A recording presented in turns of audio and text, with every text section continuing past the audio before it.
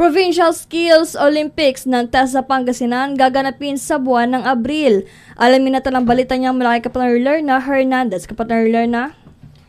Yes, kapartner, nakatakda na sa buwan ng Abril ang Provincial Skills Olympics ng Technical Education and Skills Development Authority o TESDA Pangasinan.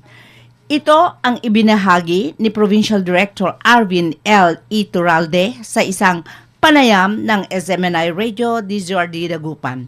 Ayon kay Iturralde, una na itong itinakda sa buwan ng Marso, ngunit nagkaroon ng kaunting problema sa schedule kaya nailipat ito sa Abril 8 hanggang 10 ng taong ito nagaganapin sa Pangasinan School of Arts and Trades o PISA.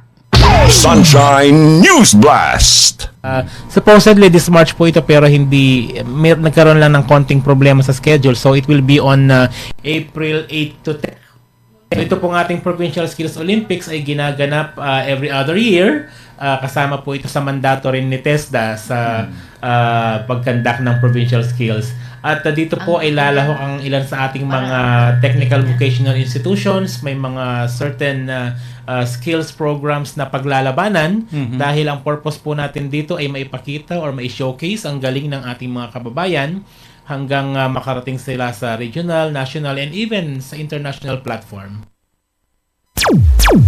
Kabilang sa mga lalahok na sa nasabing aktibidad ang technical vocational institutions na maglalaban sa iba't ibang skills program kabilang ang welding, restaurant service, beauty therapy and hairdressing, electrical installation, baking, cooking, hotel reception at wall and floor tiling. Layunin ng Provincial Skills Olympics ng TESDA na maipamalas ang galing ng mga kababayan hanggang makarating sa regional at national maging sa international competitions. Para sa Diyos at Pilipinas kong mahal, Lerna Hernandez, kapartner mo sa balita at serbisyo.